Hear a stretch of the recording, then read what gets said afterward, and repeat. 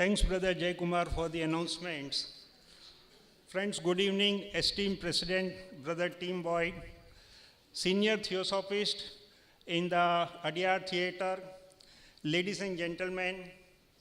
It gives me a great pleasure in welcoming you all in our today evening's lecture, which is on Panca Niyamas, the 5 laws of cause and effects. We all are seekers of the knowledge, wisdom. We believe that there is more to be learned by us, and we are not the complete, and we are on the path of theosophy. I am sure that all of us must have brought with them their mobile phones or the cell phones. Am I right? All of us, this tiny instrument is almost a necessity, but at the same time, in a talk like this, it gets disturbed to the others, and we do not want to disturb anyone, as we believe that we are for the care for the other brothers and everybody. So please switch off your mobiles or put it in a silent mode. That will help all of us, at least for 1 hour. Then you can switch on. I have a pleasant task of introducing our speaker for this evening, Venerable Olande Ananda. He is an Ananda, but he is from Holland, so he is known as Olande, who is living in Sri Lanka. His physical journey in this life has begun in January 1948 in Netherlands. Brother Ananda got his childhood education in Holland. He studied economics, sociology at the University of Amsterdam in Holland. Everyone present here knows about the Amsterdam, Holland. He was like normal student in his earlier life, going for a dance and politics, watching the TV, sports and everything. Then he desired to learn Hinduism, and he traveled to India. When he came to India, he has to take a visa. Visa expires, he has to go back again. When he was second time his visit in India, he had to go back out of India to get another visa. So he was traveling to Nepal, and while traveling to Nepal in the train, he came across a Buddhist monk who advised him that next time when you want to have a visa, why don't you travel instead of Nepal to Sri Lanka? He gave him the address and everything, and that is how his journey for Sri Lanka started. When he went there, he met his guru, Gnanasara Mahanayaka Thiru. Under his discipleship, he has learned the Buddhism, and his guru passed away in the last year in 2017 at the age of 102 years. Brother Ananda became a monk, that is ordination, in September 1975 at the age of 27 years at Pagoda in Sri Lanka. He went to an higher ordination in 23 months later in August 1977 at Sapugula in Sri Lanka. Brother Ananda has stayed at various places. Basically, he stays in Sri Lanka, but he has been traveling at various places. He has worked in the various capacities. He has conducted so many retreats, seminars, meditation sessions, and given the lectures. In fact, he has given lectures at Adyar also earlier. He has traveled extensively in many of the countries, to name the few, like Sri Lanka, India, Germany, USA, UK, Bali, Japan, Pakistan, Indonesia, France, South Africa. The list will go on, but I don't want to go into that. He was the chairman for 8 years of Non-Chinese Seeking Coordinating Committee of Buddha's Light International Association. He is a member of International Network Engaged Buddhist. We, the delegates at the Theosophical Society's international convention, and those who are coming regularly here see him for many times. In fact, I was talking to him. He first came here in 1973. That's a year when I also came for the first time in 1973. And he has been having a deep understanding of T.S., ancient wisdom, J. Krishnamurti's teachings. I have a great pleasure in presenting you Brother Ananda, who will enlighten us on Panca Niyamas, the 5 laws of cause and effects. May I request him to deliver his thoughts to us. He can speak to us by sitting at his place. That's not an issue for us, or he can stand here, whatever is more convenient to him. And I present you, please, Brother Ananda. Thank you, thank you, thank you.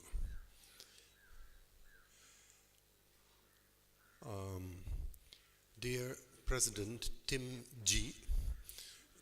and your dear wife, and also the other members of the Theosophical Society board of, who are living here, international secretary, etc., also all the members who are here, the delegates, visitors also, and viewers around the world.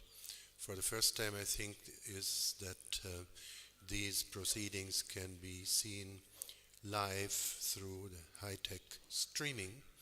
So, welcome to everyone. I would like to commence with a traditional chant, which is inviting the devas to participate in our lecture or talk or whatever we want to call it, being together here. Samanta Chakravalesu Atra Gacchantu Devata Saddhammang Munirajassa Sunantu Saggamokkadang Dhamma Savana Kalo Ayang Badanta Dhamma Savana Kalo Ayang Badanta Dhamma Savana Kalo Ayang Badanta.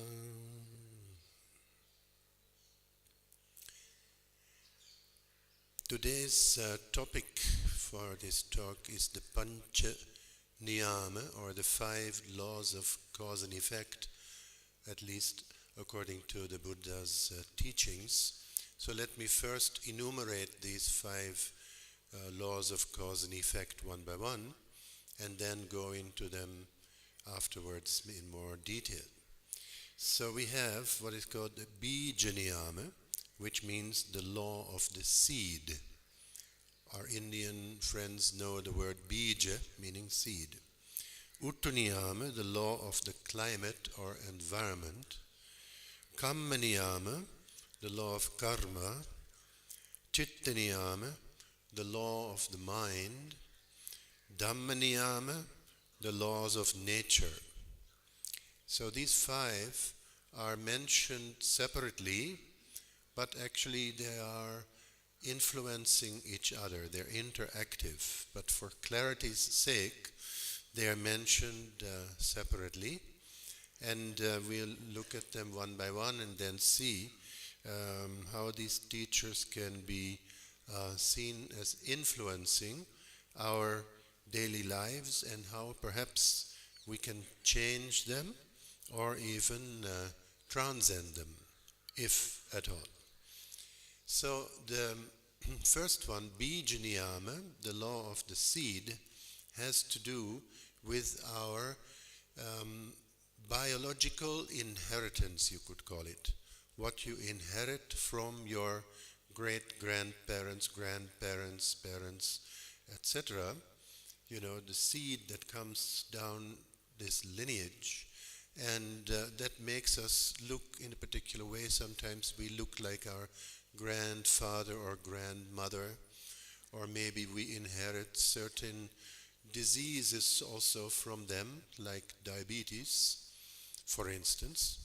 And in the human life, this is the case, but also in the animal kingdom, of course, these lines of inheritance in the physical world go down in a similar way.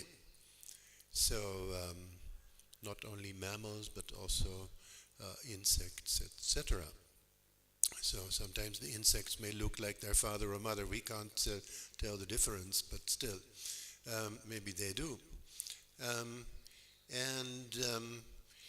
This also happens in other kind of spheres, and mainly let's focus on the human world. That is, the seed of our parents has a great influence of what we are, physically at least. And then it also happens in the kingdom of the trees, for instance, the fruits. If you take the seed of a mango, let's say you have a mango seed, and you put it into the ground, and you give it enough water and sunlight and different kinds of nourishment, then after some time a mango tree will come out, not a banana or a citrus fruit, most likely, unless, of course, a certain miracle happens. There are exceptions to the rule. Like in the case of Sai Baba, who had a tree with 5 different fruits on one tree. But normally, the law of the seed goes like this. If you have a mango seed, you get a mango tree.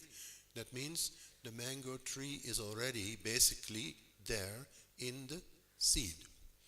So this goes for all the living organisms. Then we have the Uttuniyama, or the law of the environment or the climate. Now, environment, kindly switch off your phones, don't... yes, thank you. So the law of the climate means the influence actually not only of the physical climate, like whether we live in a cold climate, like Alaska or someplace, or Finland, or maybe in a tropical climate like Sri Lanka, but also the type of climate that is there socially. Socially, we grow up with certain peer groups and environment that is sometimes conducive to our upbringing and sometimes not so conducive to the upbringing. So the influence of friends and teachers, neighbors, neighborhoods, countries, that is all part of the climatic influences that we are experiencing in our lives. It has a great influence. Sometimes not only the social but also the economic climate. Certain countries, you may have a lot of chances to get ahead, so to speak, economically. You can achieve things by making an effort and have a chance to become, affluent or something like that. And in some countries, you don't have that.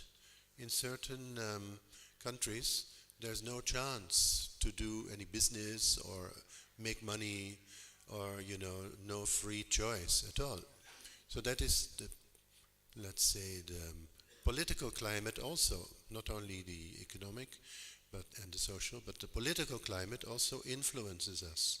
If you are born in a dictatorial country, for instance, you have very little chance of going ahead, unless you're really strong and very skillful, but otherwise that climate doesn't lead to much growth, sometimes also spiritually, of ourselves, if we grow up in such a climate. So the Uttuniyama, or the law of the climate and the environment, is very strong influence that we are either enjoying or suffering under. Then we have what is called the Kamma Niyama, or the law of karma. Now, just as we have in the Bija Niyama, the inheritance that we have from the seed and the biological influence from our parents and grandparents. Here, the karma is basically our own. The influence of karma that we have sown in the past.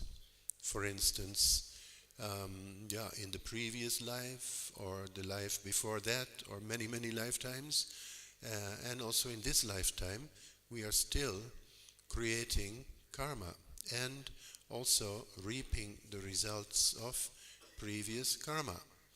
So karma is a very complex law, which is very difficult to understand, and most of us don't even know what we did in this lifetime. Or do you remember what you had for breakfast on the 13th of October, for instance? Most of people don't know, unless you have cornflakes every day, of course, but something. But if you have a choice, then the kind of activities that we do, if they are just mechanical activities, they may not be karmic activities. But if they are accompanied by intention, then it becomes a karmic activity. The Buddha said, Chetana hang bhikkave kammang vadami. That means, Chetana means intention. It is the intention which determines what kind of karma you create. And those intentions are classified in different ways, like skillful intentions and unskillful intentions. Skillful ones are those who lead to liberation, for instance, and to the good of yourself and of others. And unskillful intentions are those which are leading to suffering of oneself and of others. For instance, greed, hatred, jealousy, and things like that. In the other way, skillful ones are based on generosity, loving kindness, compassion, wisdom, and good qualities like that. So, karma is a very complex thing, because not only one cause leads to an effect, but many causes can lead to a complex effect, and that effect again becomes a cause for a next effect. So if we cannot even remember what we did in this life, let alone what we did in previous lives, not only 1, 5, or 10, there must have been hundreds or thousands of previous lives. Therefore, the Buddha calls karma an achinteya, which means an unthinkable. With our limited, linear, so-called logical thinking, we cannot really grasp the whole topic of karma. But sometimes when something drastic happens to you and you don't know where it comes from, sometimes people who believe in karma, they say, well, it must have been some kind of karma. But what it is exactly, we don't know. And if that is your solace, like if you're satisfied with that, that may be a wise way of looking at it. Must have been some karma, we don't know. We don't say, why me, why he, why she, how did it happen, what happened to him or her. It seems so unfair, such a good person meeting such bad things in their life, and so on. Or a very bad person meeting very good things. And how does that tally with our logical mind? Doesn't. But there must be something called karma involved in this. So what it is exactly is not clear, but that doesn't take away that there is such a law of cause and effect, whether you like it or not. So the Kamma Niyama is that particular law. And karma is not some kind of super duper computer in the sky which keeps track of all your activities, like Saint Nicholas, or in Holland, Sinterklaas, who knows exactly who has been good and who has been bad. But strangely enough, with our streams of consciousness, which seem to go on after our physical body dies, then the stream of consciousness, which we call Vijnana Sorta, the stream of consciousness continues. And that stream of consciousness seems to contain the previous karmic seeds, and it continues like that into a new form, which we call the next life. So this karma takes place within that stream of consciousness, and then it expresses itself in thought, word, and deed. So next to this, these first three, bija, utu, and chitta, that is the seed, the environment, and the karma, we have a thing called chitta niyama, or the law of the mind. Now, as human beings, we claim at least that we are more advanced than animals in the sense that we have minds, we have consciousness, we can make decisions, we can do something or not do it, or we can do something in a different way. We can think about something which maybe most animals cannot do. So in the evolution maybe of species, human beings are supposed to be higher evolved. Not that they are better than animals, you see. Some animals may be better than some human beings. But the chitta is something, the mind is something that distinguishes us from most other species. So, fortunately or unfortunately, we have this to make decisions. And then, of course, it depends on what kind of decision one makes. Now, the Buddha, after his enlightenment when he was 35 years old under the Bodhi tree in Bodh Gaya, he went over to Varanasi, and in Sarnath, a sort of suburb, you could say, of Varanasi, in the deer park, he gave a speech, his first speech to his 5 companions. And after that, he went back to his palace where he grew up as Prince Siddhartha in a place called Kapilavastu, that is closer to the Nepali border. And there he met his little son, Rahula, and gave him some advice on how to decide what is good and what is bad, basically, which comes in here in Chitta Niyama, also in karma actually. And he said, son, before you say something and before you do something, just reflect briefly on the effect which this might have on the other and or yourself. If it's going to be harmful to the other person and yourself, don't say it, don't do it. Simple like that. If it's going to be harmful to the other person and only good for yourself, refrain from that action or those words, because it's going to harm the other person.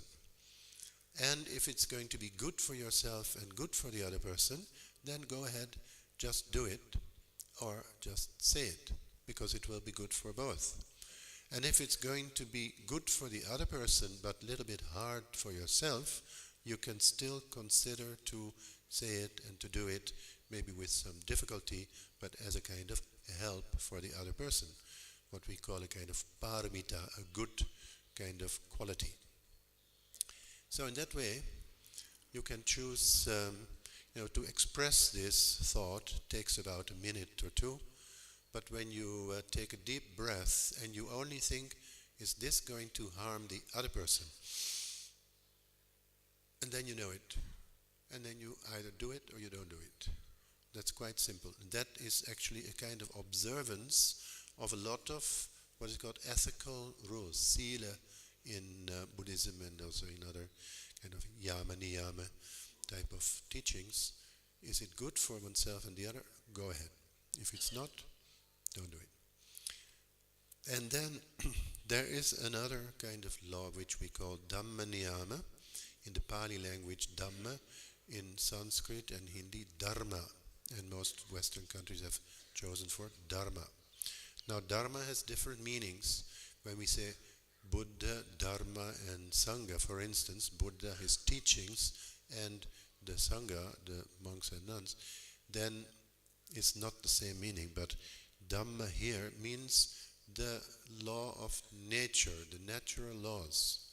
Like, for instance, the influence of the sun and the moon, the stars and the planets on life on earth, on our lives. The planets and the the sun and the moon, the stars, they have a lot of influence on us, even though we may not feel it immediately. And in places like Sri Lanka and India, almost everybody goes, as soon as a child is born, to the astrologer to get what is it called? Horoscope. The horoscope. So, the horoscope is a very important thing in these countries, to see what kind of possibilities and probabilities we may have in our life.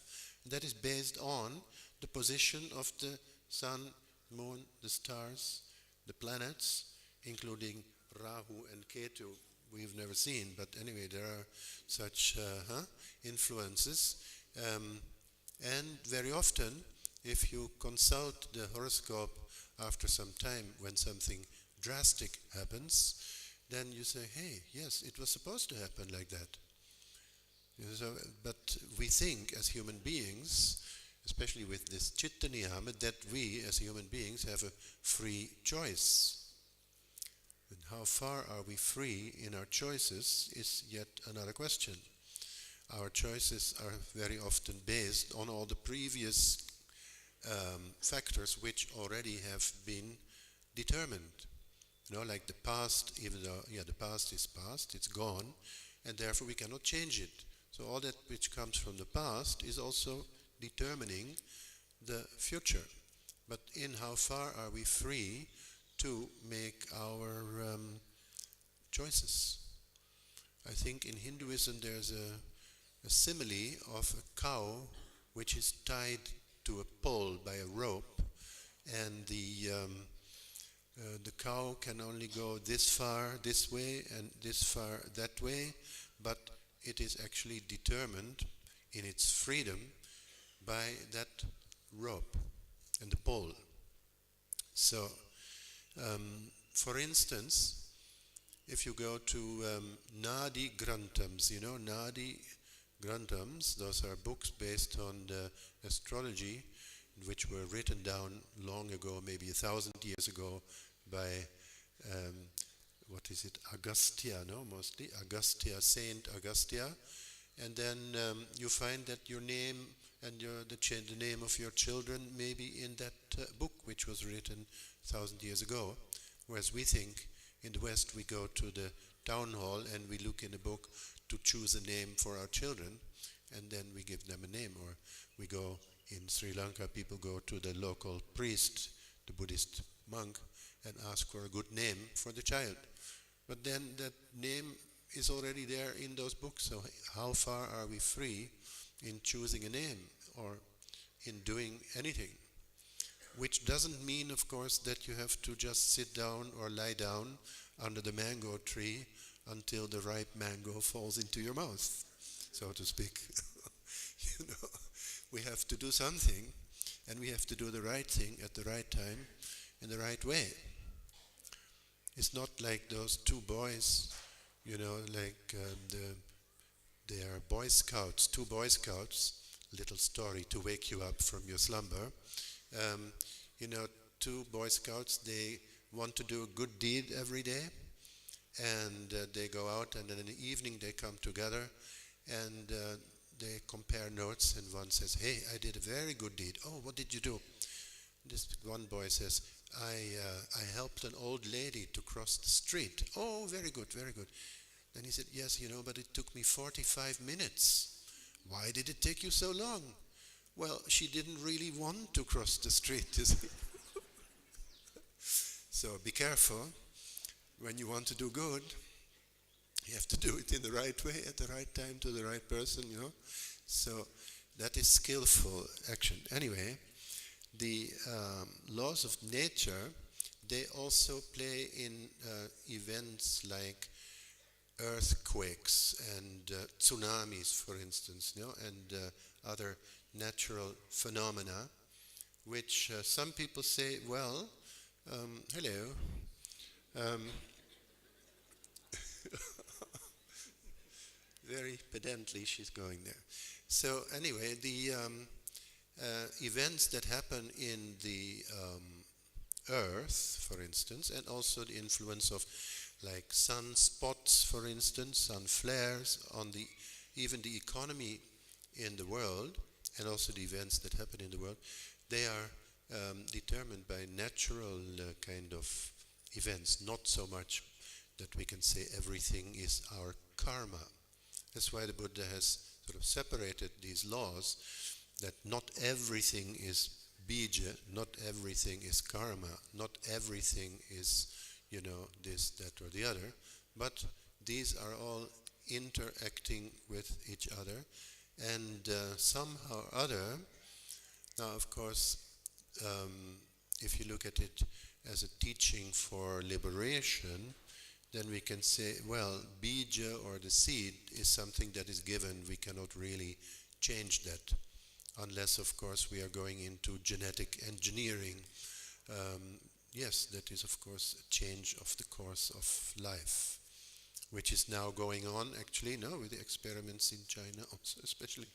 And anyway, the other kind of things, the past karma and the past influences of the climate, we cannot really change. But what we can change is our own attitude towards the given events, our reactions, for instance. Do we base our actions and reactions on anger, fear, greed, hatred, jealousy, or on something like generosity and loving kindness, compassion, sympathetic joy, equanimity, patience, wisdom, and things like that? If we do that, then sometimes we can actually change the chain of events. In the case of the Buddha, there's a little story. Don't know exactly whether it's true or not, but it is a nice little story where an astrologer who was also a palmist came to the banks of the river Ganges, and near Varanasi, and was following. He said, hey, there's a footstep here which is very extraordinary. This is not just any footstep, let me follow it. And he followed it and found at a certain point a monk looking like a beggar sitting there.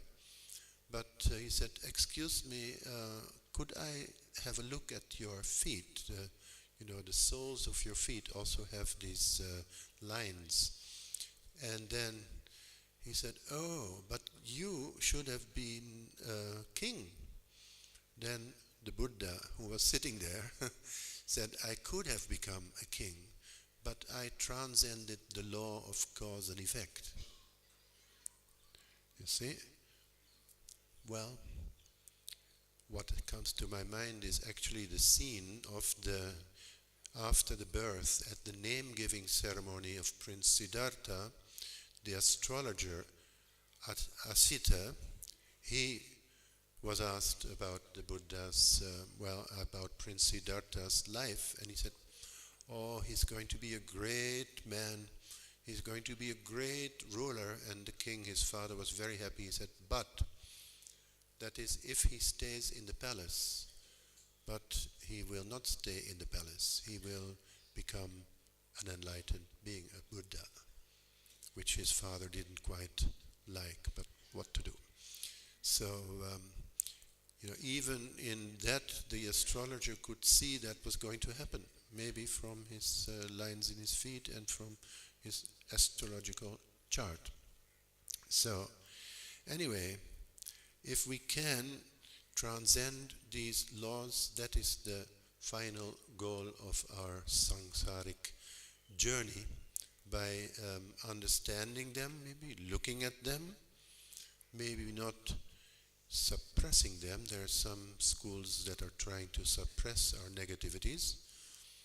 In the Buddha's like summing up of his teachings, he says, Sabba papasa akaranang kusalas upasampada satchitta paryodapanang etang buddhanusasanang. That means to try to sabba papasa akaran, not to do the unskillful things. That's one thing, which doesn't mean to suppress them, but to let go of them. And then kusalasa upasampada, to try to improve and increase the skillful things, the good things. And satchitta paryodapanang, to cleanse your mind. That is the teaching of all Buddhas. So it goes. It's a short stanza, which is very often quoted. So, this is more or less what I want to say about this particular topic of Pancha Niyamas, but there's something more which I would like to explore, namely Buddhist perspectives on beauty and the field beyond, which I think is the theme also here of this gathering. And also maybe compare some of these expressions of the Buddha's teachings with teachings of, for instance, J. Krishnamurti, some Zen maybe as well. Now, the Buddha has classified truth, which is one of these terms, not truth and beauty. Truth in two different ways. One is sammuti satya, or the relative truth. And another one is called the Paramartha Satya, which is the transcendental or the absolute truth. So some things are true, but not eternally. They may be existing, but they're changing. So in the relative truth, the beauty may be, for instance, in seeing beautiful objects, hearing beautiful and pleasant sounds, like classical music, Eastern or Western, and the sound of the birds, the ocean, and maybe waterfall, etc. Or also, it may entail the experience of nice smells, pleasant fragrances, either natural or artificial, like the smell of the rose or a beautiful flower, or artificial scents, perfumes which entice the senses, especially the sense of smell, and then it may conjure up mental images that are related to that smell, and either in the present or some memories of previous smells, and it ends in imagination. So it may be very pleasant, but it is temporary. Then it could also mean the experience of good food, depending on one's taste, of course, either spicy or bland, sweet, sour or bitter, and a subtle combination of it, vegetarian, vegan or otherwise. And then you may have tactile sensations, the sense of touch, coming in contact of the skin with different kind of objects, either hard or soft, cold or warm, which give us a sensation of pleasantness and associations with beauty of the world. And finally, it could be the contact from within with our own thoughts of beauty, either worldly or philosophical or otherworldly. And then there is a saying that beauty is within the beholder. So that means that it is not so much the external object that is perceived, but a kind of mental setup of the beholder that determines whether something is beautiful or not. Some things may be beautiful to one person and maybe not to another. So why did the Buddha call all these forms of beauty as relative truth, the Sammuti Satya. Well, because all these things as objects of the eyes, the ears, the nose, the tongue and the body and the mind, they are all conditioned and they are not really able to give us lasting happiness because they are actually worldly pleasures. They are unsatisfactory in that sense. They are not eternal. They can't satisfy us for a long time. And we call them non-self. That is a Buddhist concept which is called Anatta. The Buddha was called the Anattavadin, or the non-self philosopher. You know, the self or the Atman in Hinduism is one thing, and in Buddhism we call Anatman, non-self.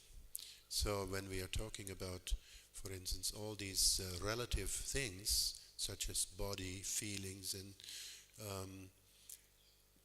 what you call thoughts and sounds, etc., they are maybe, and also our own actions, for instance.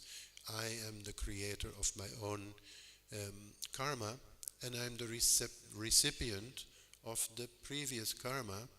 The Buddha uses the word atta or atman, the self. But that particular self, he says, is not an eternal, everlasting, unchanging self or soul. That is all changing. Therefore it's called anatta. But the Buddha also said there is something which is called the unconditioned. The unconditioned, or asankata dharma in Sanskrit. Asankata dharma is something which is beyond all these relative things of the senses and all these things which we can see and hear and smell and taste and think. And therefore the Buddha says, because that is there, there is an escape from the round of rebirths. If that unconditioned something would not be there, then we would just be continuing according to the law of cause and effect endlessly in this round of rebirth. But because there is such a thing as the unconditioned, we can escape from that round of rebirth.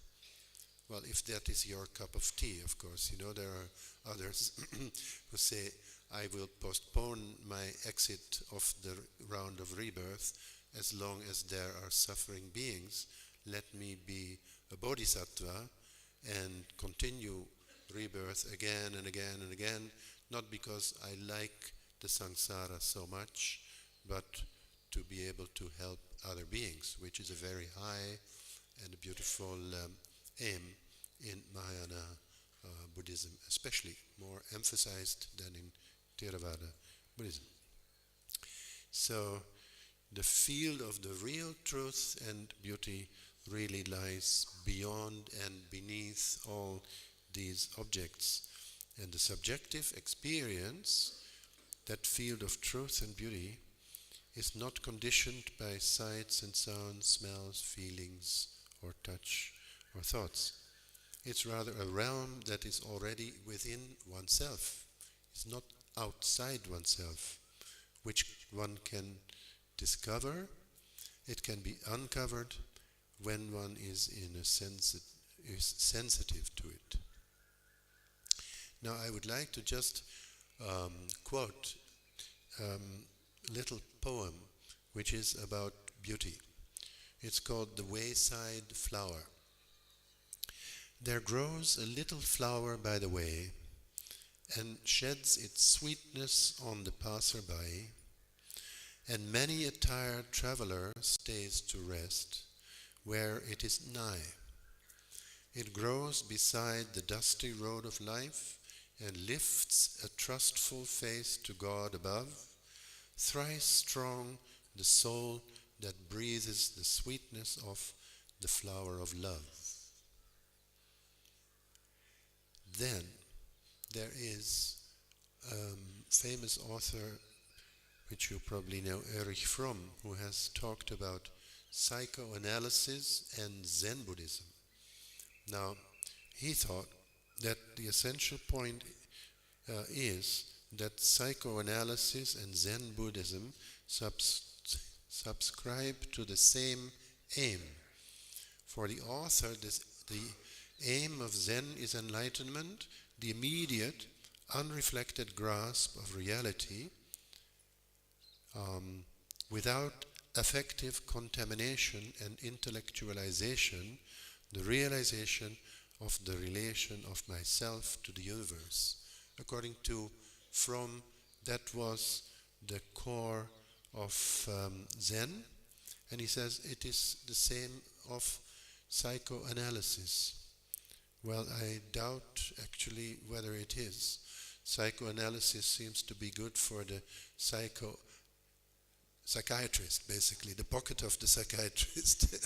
It can take many years to try and analyze, whereas Zen is much more direct, Vipassana is much more direct. Maybe we don't think that much about the problems, but we transcend them basically through meditation and awareness, not so much through linear thinking, until we might come to a moment of, aha, then it's about $10,000 down the road.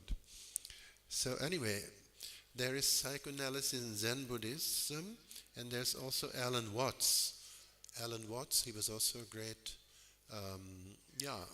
Buddhist in a way.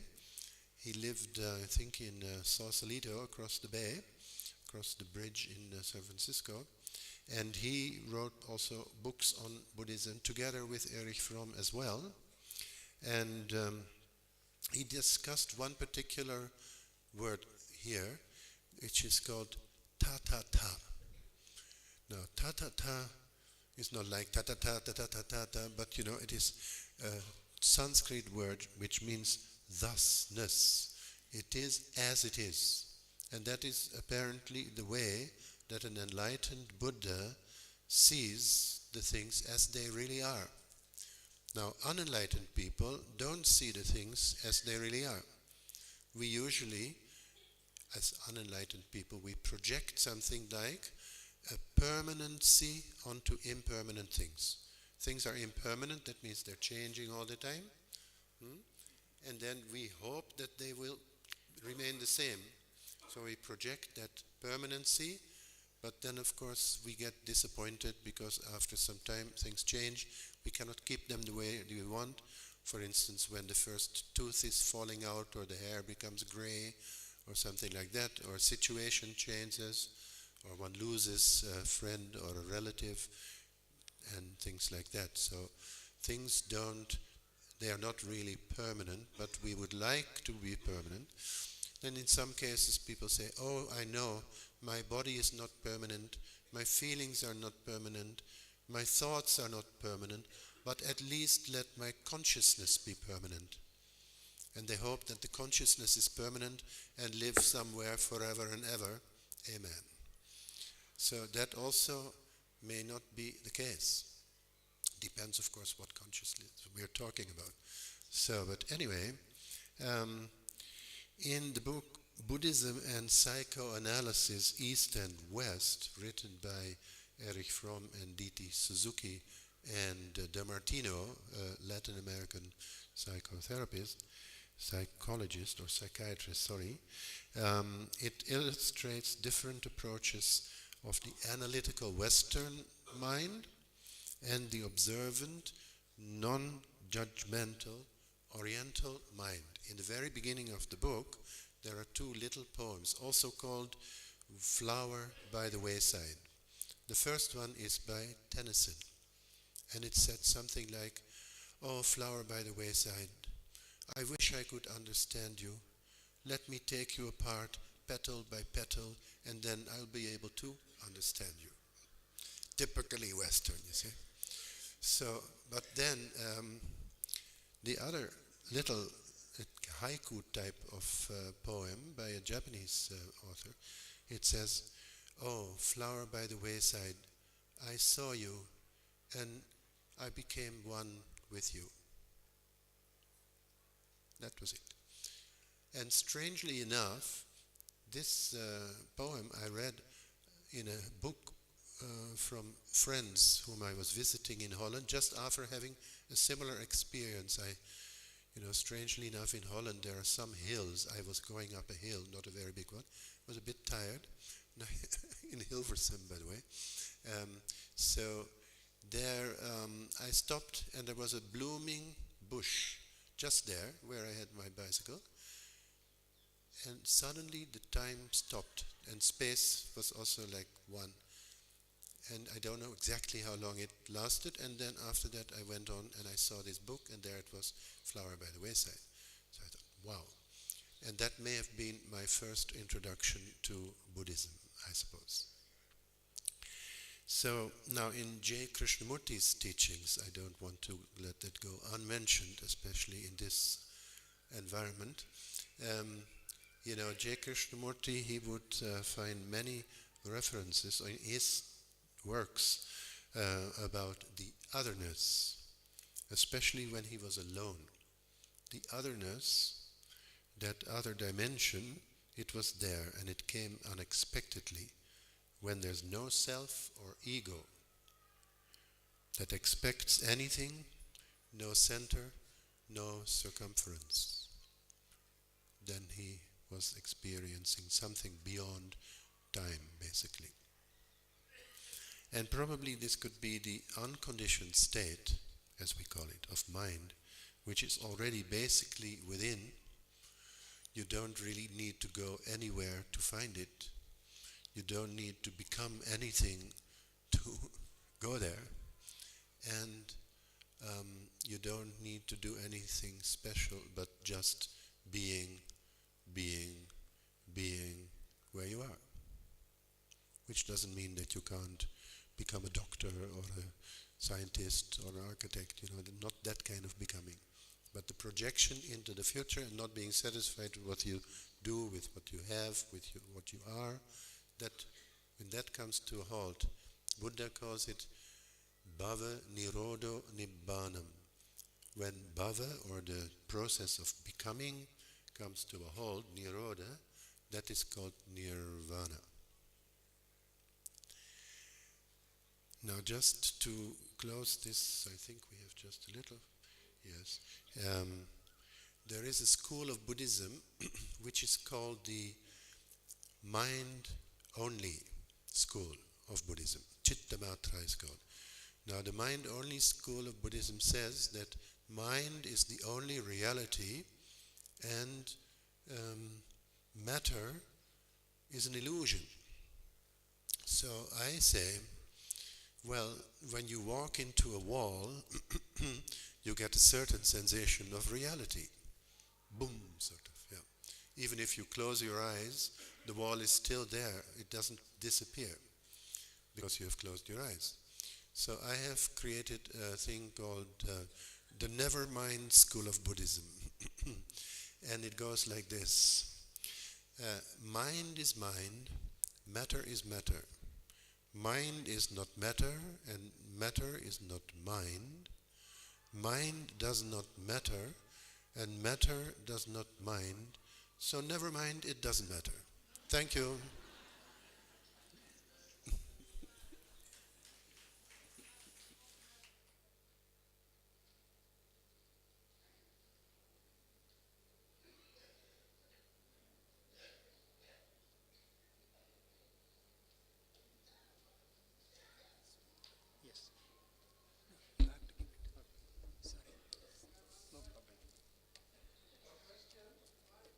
Is it allowed, one question? Yes, I think so. We can have one question, not more than one.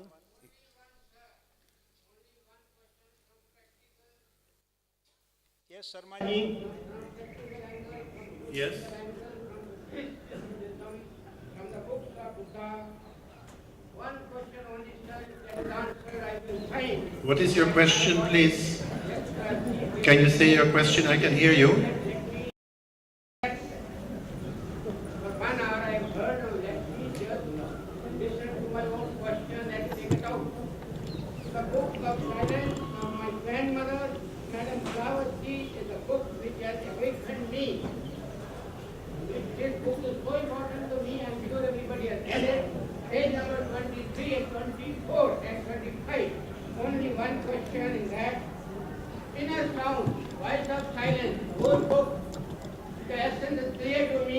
If it pray to somebody else, I will touch his feet and learn from him. If somebody has got something more than this, but I have asked this question to many people earlier also, no answer has been given. Unhad is a word I know for many years. Unhad, unstuck sound in the head. Okay, everywhere. No, I have been getting this sound for many years.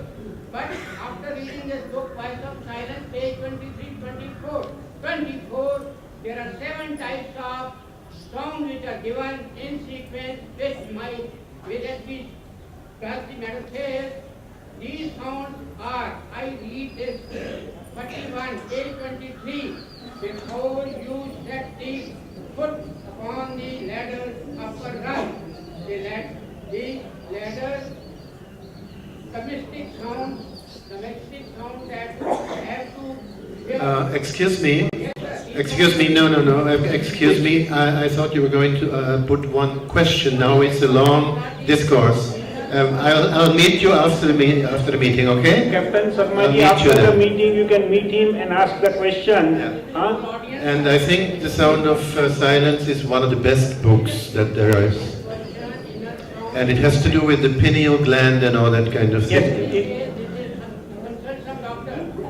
if you are interested in all the audience to know, then please ask at the question answer sessions that we have during this convention. And not at this time because we are constrained with the time. Yeah, thank you very much. Thank you, thank you. Please be seated.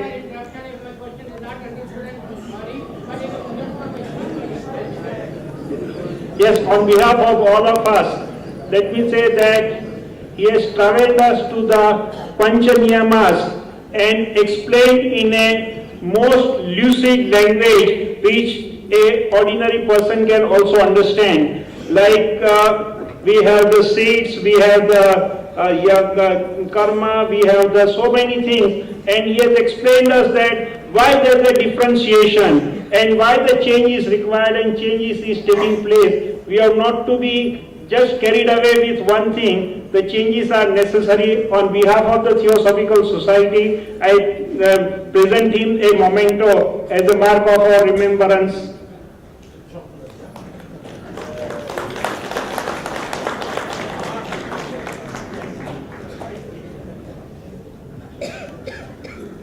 This session is closed. Now the next session at 7:30 at the Blavatsky Bungalow, we have the inauguration. Thank you very much.